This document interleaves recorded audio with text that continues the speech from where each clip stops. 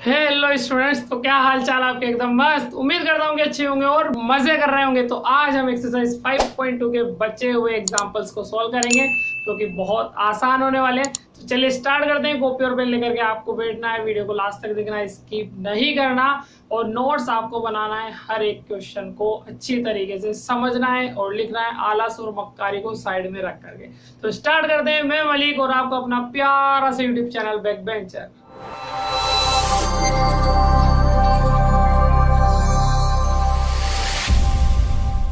तो चलिए example number 7 हम यहाँ पर करते हैं। 6 तक कंप्लीट हो गया था। अब जिसने नहीं देखा, डिस्क्रिप्शन में मैं लिंक दे दूंगा, तो वहां से आप क्लियर कर लेना।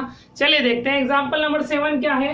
2 अंकों वाली कितनी संख्याएं 3 से विभाज्य है? ऐसे क्वेश्चन हमने एग्जाम्पल यानी मतलब कि एक्सरसाइज में हमने यहाँ पर कर रखे हैं। अब एग्जाम्पल्स में भी कर लेते हैं, ज्यादा कुछ नहीं है। देखिए भाई क्या है, सबसे पहले लेना है 2 अंकों वाली संख्या है। 2 अंकों वाली संख्या जो 3 से विभाज्य होना चाहिए, यानी कि 3 के पहाड़े से कट जाना चाहिए पूरी तरीके से। जैसे कि 3 का पहाड़ा बोलो आप, 1 तिया 3, 2 तिया 6, 3 तिया 9, ये सारी एक एक अंक वाली संख्याएं हैं।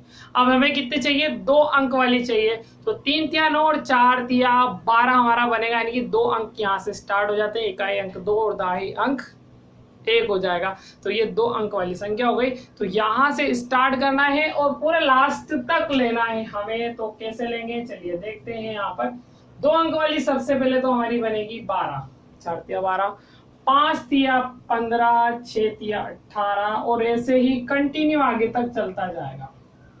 ठीक है भाई, ये होगा। अब लास्ट कहां तक रुकेगा ये हमें देखना है। लास्ट हम 2 अंक अगर देखें तो 99 होते हैं। 100 3 अंक वाला हो जाता है हमारा, 3 अंक वाला है ना। तो 99 भी 3 के पहाड़ से कटता है। तो डायरेक्ट सोचना समझना कुछ नहीं है, 99 को लिख डालना है क्योंकि ये भी 3 के पहाड़ से कटता है। तो ये हमारी यहाँ पर अगर हम देखें तो एपी बनी। अब एपी कैसे बनी आपको अच्छे से पता होगा। हम डी चेक करते हैं और उसका डिफरेंस सेम आना चाहिए। इसका डिफरेंस है भी तो है भाई, 3 का पहाड़ा चल रहा है तो सभी में 3 3 3 3 3 का अंतर है। कोई दिक्कत वाली बात ही नहीं है, कोई परेशानी नहीं, कोई समस्या नहीं। ए हमने लिख दिया, एपी से मिला। और डी को भी ज्यादा सोचना नहीं है, 3 ही आएगा। आप चाहे तो कर ले, दूसरे पद में से पहले पद को उड़ा डाले, 3 ही बनेगा। और ये हमारा कौन सा पद है? अंतिम पद। कौन सा पद है? अंतिम पद, यानी कि एन हम लिखेंगे।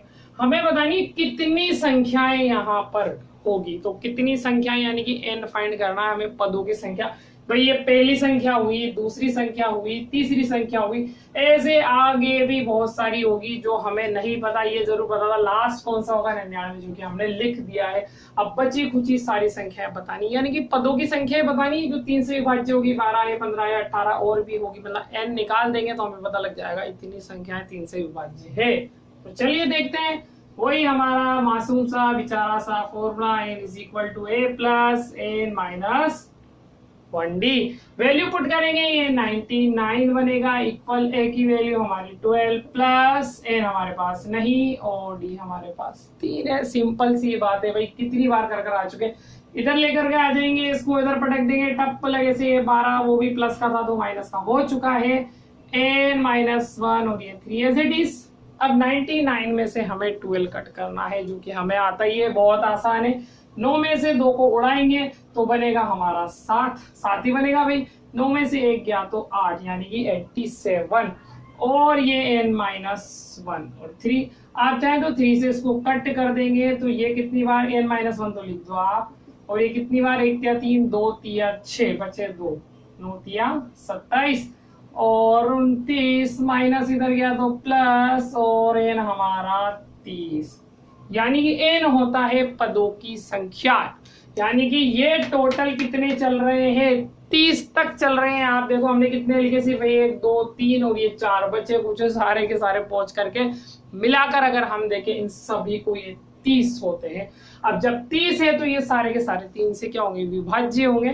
तो वो कितने होंगे भाई? 30 हो गए। उसने बोला ना कितनी संख्या है, तो 30 संख्या है 3 से विभाज्य है। तो हम लास्ट में लिख देंगे अतः 30 संख्याएं, 30 संख्याएं, वो भी कौन से अंक वाली? 2 अंकों वाली। चाहे तो ये लिख सकते हैं अतः 2 अंकों वाली, पूरी अच्छी तरीके से 2 अंकों वाली 3 से विभाज्य।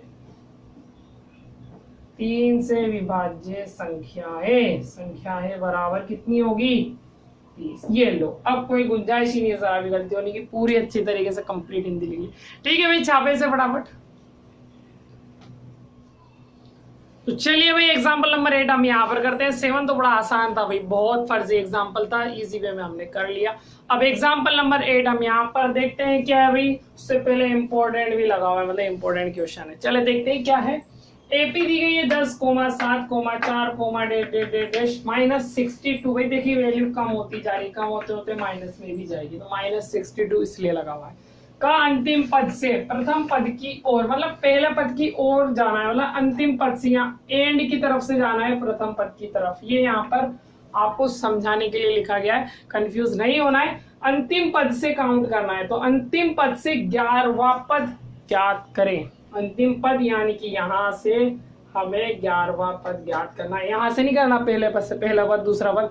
अंतिम पद से कौन सा 11वां पद होगा ये हमें ज्ञात करना है। तो बड़ा आसान है, ज्यादा कुछ नहीं, इंपॉर्टेंट है क्वेश्चन, वैसे ही आसान होते हैं। सिंपल सा एक फॉर्मूला हमें ठोकना है और वैल्यू पुट करना है। देखिए भाई पहले तो हम 80 लिख लेते हैं, इससे हमें क्या क्या हासिल होगा। 10, 7, 4 और ये माइनस 62। चलिए देखते हैं भाई, अंतिम पद से एनवा पद, एक तो होता है एनवा पद ज्ञात करने का, वो होता है प्रथम पद से एनवा पद, जो कि हम बार बार यूज करते हैं, n = a + n - 1d। But यहाँ से क्या है, अंतिम पद से है, तो आपको फॉर्मूला क्या हो, उससे पहले हम यहाँ से देख लेते हैं हमें क्या क्या मिलेगा।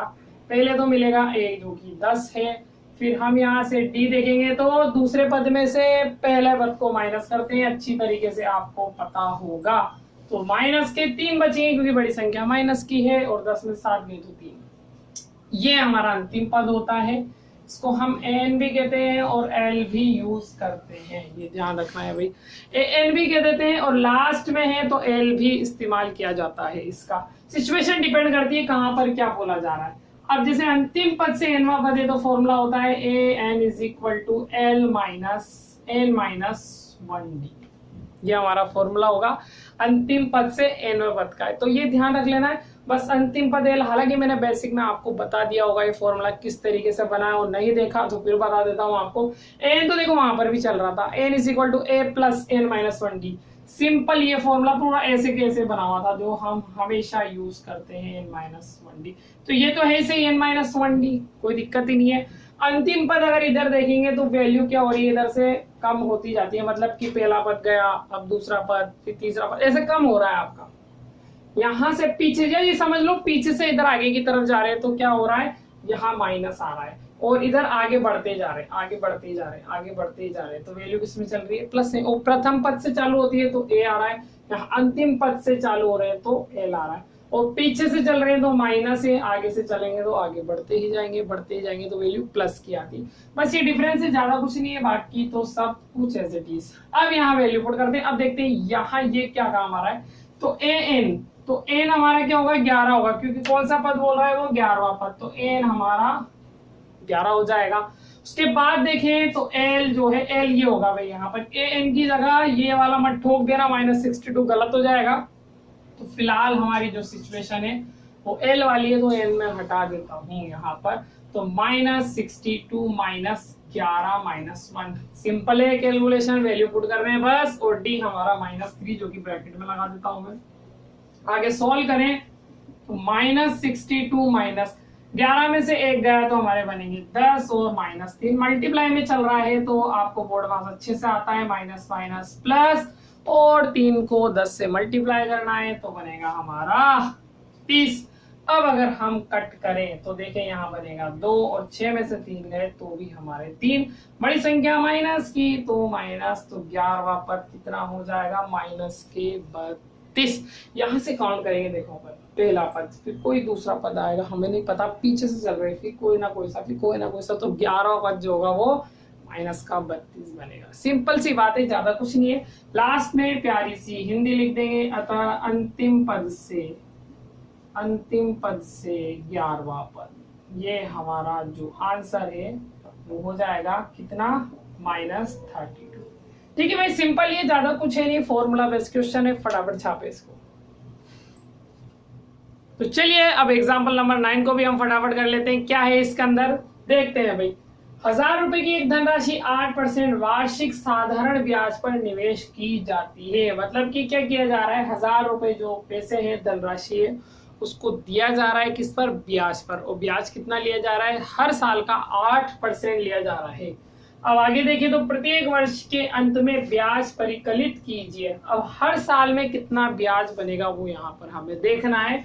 फिर उसके बाद क्या ये ब्याज एपी बनाते हैं। अब आपसे ये पूछा जा रहा है कि हर वर्ष के अंत में ब्याज निकालना है, मतलब कि पहले वर्ष के अंत में ब्याज, फिर दूसरे वर्ष के अंत में ब्याज, फिर तीसरे वर्ष के अंत में ब्याज, और उसको देखना है कि वो एपी है या नहीं। और आपको बहुत अच्छे से पता है भाई एपी कैसे बनती है और कैसे नहीं बनती है, ठीक है। तो इस तथ्य का प्रयोग करते हुए 30 वर्षों के अंत में ब्याज परिकलित कीजिए। तो हमें फिर ये बताना है, यदि ऐसा है मतलब कि वो एपी बनाते हैं, तो इस तथ्य का प्रयोग करते हुए 30 साल के अंत में जो ब्याज बनेगा वो हमें बताना है। देखिए भाई क्वेश्चन बड़ा लेंथी है, घबराना नहीं है, फर्जी सा आंसर बनेगा। देखिए किस तरीके से करना है। सबसे पहले तो हमने देखा कि ₹1000 तो है, तो ये हमारे लिए पी हो जाएगा, आपको अच्छे से पता होगा। धनराशि, प्रिंसिपल, ये हम यहाँ पर हिंदी में मूलधन भी कहते हैं। 8% है तो ये आर हो जाएगा हमारा 8%, ठीक है भाई, हर वर्ष में दिया जा रहा है। तो यहाँ पर देखें तो प्रथम वर्ष के अंत में ब्याज, ठीक है भाई।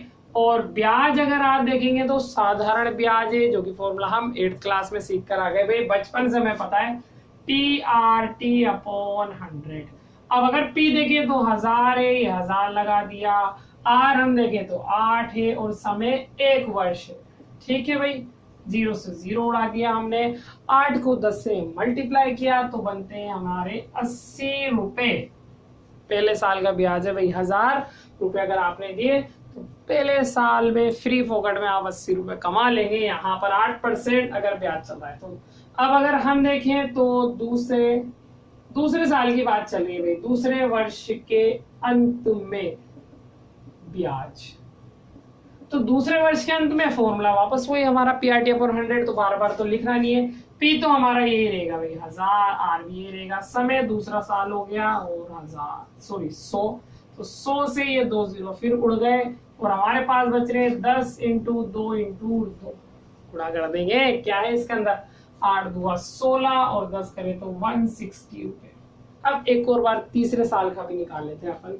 तो तीसरे वर्ष के अंत में, राइटिंग थोड़ी सी सही कर देता हूं मैं, समझ में आ जाए, वरना कहोगे बेकार राइटिंग लिख रहे सर। तो तीसरे वर्ष के अंत में अगर हम देखेंगे, वापस कहानी वही 1000, 8 और तीसरा साल है तो 3 और ये हमारा 100। 2 0 से 2 0 उड़ा डाली हमने, बचा क्या 10, 8 और 3, तो ये 80 को आपको 3 से गुणा करना है, तो 8 से कर लो, 8 3 24 और 0 वापस चिपका देंगे। तो वही 3 साल का निकाल लिया। बहुत इसी से पता लग जाएगा हमारा एपी है या नहीं है। तो देखो पहले साल में 80, दूसरे साल में 160 और तीसरे साल में 124, और कंटिन्यू आगे भी निकालोगे तो आगे भी चलता ही जाएगा यहाँ। तो अब ये एपी है या नहीं है, तो उसके लिए क्या करते हैं भाई, हम डी फाइंड करते हैं। तो डी अगर आप देखेंगे तो क्या निकलेगा, जैसे कि मैं अगर देख पा रहा हूं यहाँ पर, तो 8 की टेबल बन रही है और पीछे 0 0 0 चल रहे थे। वो 1 8 8, 2 8 16, 3 8 24, 4 8 32, तो कुल मिलाकर के डी वाई सेम है, कोई डिफरेंस यहाँ पर अलग नहीं है, सेम डिफरेंस है। तो हम कह सकते हैं कि भाई साहब जी ये तो एपी है। अब एपी है तो आगे और काम है, क्या ये ब्याज एपी बनाते हैं, बिल्कुल ये ब्याज एपी बनाते हैं। यदि ऐसा है तो इस तथ्य का प्रयोग करते हुए 30 वर्षों के अंत में हमें बनाना है। तो देखो ये ए 80 आ गया और डी हमारा 160 माइनस 80 कर लो आप ऐसे, तो भी क्या बनेगा 80 बनेगा। अब 30 वर्षों के अंत में ब्याज पूछ रहा है, तो एक सिंपल सा फॉर्मूला आपको पता होगा, ये 30a + 29d, वही m = a + n - 1d, जो कि हम शॉर्ट में ऐसा लिख लेते हैं। 30 वर्षों का पूछ रहा है इसलिए हमने लगा दिया। अब 30 वर्षों का ब्याज पूछ रहा है, तो ये भी तो सब ब्याज ही है ना, तो इससे हम निकाल लेंगे। वरना प्रथम वर्ष, तृतीय वर्ष, चतुर्थ वर्ष ऐसा करने लगे तो बहुत ज्यादा टाइम लग जाएगा। तो हमारे पास जब सारे ही ब्याज चल रहे हैं तो इसी से हमें फॉर्मूला दिया है, तो उसका इस्तेमाल क्यों नहीं करें। तो चलिए स्टार्ट करते हैं। क्या करना है, ए हमारे पास 80 है, लो भी 80 लिख दिया। 29 × d जो है वो भी 80 है। पहले आपको अच्छे से पता होगा मल्टीप्लाई किया जाता है तो देखो किसको मल्टीप्लाई करेंगे, मैं 8 को करूंगा, 0 पीछे ठोक देंगे, 8 8 64, 9 8 72, 72 का 2 हाथ से लगे हमारे 7। ठीक है भाई, तो यहां से 8 दूआ 16, 16 को 7 से आप जोड़ेंगे, 12 और 13 3 हासिल 1 और ये हमारे 23। तो 2 3 2 और ये हमारा 0। अब यहाँ पर क्या करना है, प्लस करना है, तो प्लस कर डालेंगे। तो आप 2 3 2 0 को 80 से प्लस कर दे, 0 10 1 4 और 2, तो हमारे कितना बनेगा ये 2400। तो 30 वर्ष के अंत में जो हमारा ब्याज होगा वो कितना होगा, 2400 रुपये हो जाएगा भाई। मतलब 1000 रुपये से भी ज्यादा आपके ब्याज ही बनते चले जाएंगे। तो ठीक है भाई, आप लिख सकते हैं अतः 30 वर्षों के अंत में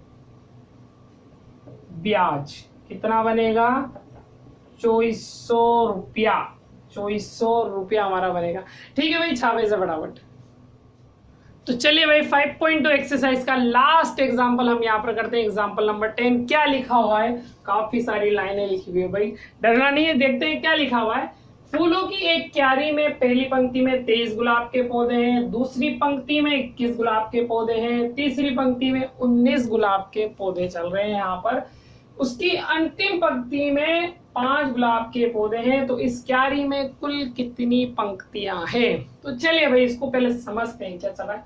पंक्ति में समझे, पंक्ति में मतलब सीधी सीधी जो लाइनें होती है, ऐसे ऐसे सीधी लाइन, है इसको हिंदी में पंक्ति कहा जाता है। तो ये पंक्ति है, पहली पंक्ति। तो इसमें कितने गुलाब के पौधे लग रहे हैं भाई, 23। कितने हैं, 23 गुलाब के पौधे। अब देखो गुलाब गुलाब मुझे बनाना आता नहीं, फिर बना रहा हूँ मैं, ज्यादा हंसना मत, ये पहला गुलाब समझ ले। ऐसे करेंगे यहाँ पर। तो कितने गुलाब के पौधे लगे हुए हैं यहाँ पर, 23। कितने लगे हुए हैं भाई, 23 गुलाब के पौधे हैं। तो 23 तो बहुत ज्यादा मैं बना नहीं पाऊंगा यहाँ पर, आप मान लें कि ये 23 गुलाब के पौधे हैं। क्लियर है। ऐसे ही अगली जो पंक्ति है उसके अंदर हम देखेंगे तो कितने हैं, 21, दूसरी पंक्ति के अंदर। तो दूसरी पंक्ति बना देते हैं हम, और उसके अंदर भी ऐसे गुलाब के पौधे बने हुए हैं, जगह जगह जगह जगह, ये ऐसे और ऐसे। ठीक है भाई, तो ये कितने हो जाएंगे हमारे, कितने, ये 21 है।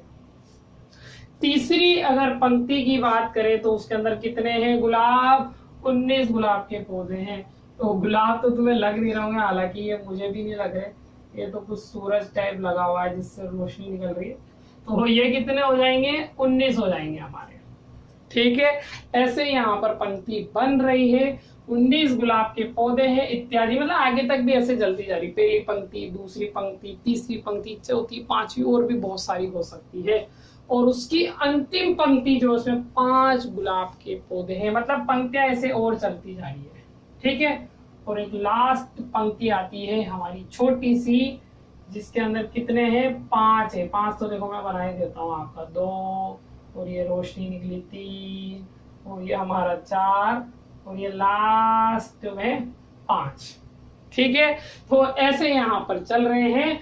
फिर बोला गया कि इस क्यारी में कुल कितनी पंक्तियां हैं। मतलब कि ये पहली पंक्ति हो गई। देखो बड़ी का मैंने कैसे पता लगाया, क्योंकि इसमें 23 गुलाब थे। फिर उससे छोटी कैसे, क्योंकि इसमें गुलाब का में तो आपकी जो पंक्ति होगी वो छोटी होगी। फिर उससे छोटी 19 है, फिर ऐसे आगे भी और चलती जा रही है, 19 के बाद और भी होगी, फिर और भी होगी, और लास्ट में जाकर ये कितनी बन जाती है हमारी, 5 यहाँ पर बनती है।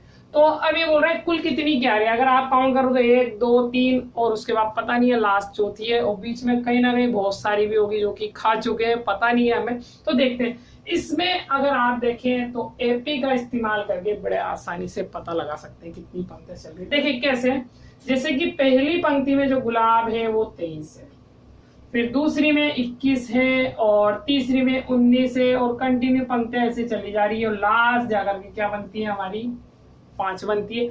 अगर यहाँ पर हम देखें तो इसमें गैप 2 का चल रहा है। 21 में 2 जोड़े तो 23, 19 में 2 जोड़े तो 21, मतलब कि हमारा डी सेम चल रहा है, बिल्कुल सही। तो ये हमारी हो गई एपी, और यहाँ से पहला पद हो गया 23, और दूसरा पद 21 माइनस 23 बोले तो माइनस के 2, ये ध्यान रखना है, बड़ी संख्या माइनस की है तो 2, और ये अंतिम पद हो जाएगा हमारा, क्या हो जाएगा, अंतिम पद है, जो कि कितना है, 5 है भाई। चले भाई देखिए फॉर्मूला हमारा वही घिसा पिटा इस्तेमाल होगा, n is equal to a plus n minus 1d। तो आपको पता होगा यहाँ पर n जो होती है वो पदों की संख्या निकालने के काम आती है कि कितने पद यहाँ पर चल रहे हैं। और अभी एपी को अगर बोले एपी में लिए जाए तो ये पदों की संख्या हो जाएगी। और ऐसे ये जो फोटो बन रहे हैं प्यारे प्यारे गुलाब बन रहे हैं तो वो क्या हो रहा है, क्या हो जाएगी, क्यारियां हो जाएगी, क्यारियों की पंक्तियां, कि ये पंक्तियां कितनी हो जाएगी वो बन जाएगा यहाँ पर। तो एन हमारा 5 है, 5 चिपका देंगे, ये 23 हो गया। एन तो भाई हमें नहीं पता और डी हमारा -2, ये 23 इधर चला जाएगा तो माइनस का बनेगा n -1 और -2। सिंपल सिंपल कैलकुलेशन है, ज्यादा कुछ नहीं है। Formula value put, formula value put, बस यही करना। अब 23 में से 5 को हमें कट करना है तो यहाँ पर बनेगा 13, 13 में से 5 गए तो 8 हो गया हमारा 18, बड़ी संख्या माइनस की है तो माइनस लगा देंगे हम यहाँ पर। अब यहाँ पर अगर देखें तो n में से -2 कट होगा तो सॉरी मल्टीप्लाई n -2 यानी कि -2n माइनस प्लस और 2 को 1 से किया तो 2 ही बनेगा। अब ये 2 इधर आ जाएगा भाई, चर और अचर संख्या आपको अच्छे से पता होगी तो -18 माइनस की 2 और -2n बनेगा। फिर उसके बाद आपको कैलकुलेशन करना है अच्छे से। 18 और 2 आप देखिए माइनस के साइन है तो ये बनेगा -20। इसको इधर लिख लेता हूँ, कोई फर्क तो पड़ेगा नहीं भाई। अब -2 से -20 कट हुए तो हमारा बना n10, यानी कि एपी से बोले तो पदों की संख्या 10 बन रही है। और यहाँ अगर हम इसी चीज में ले क्यारी में तो ये पंक्तियां कितनी हो जाएगी, 10 हो जाएगी।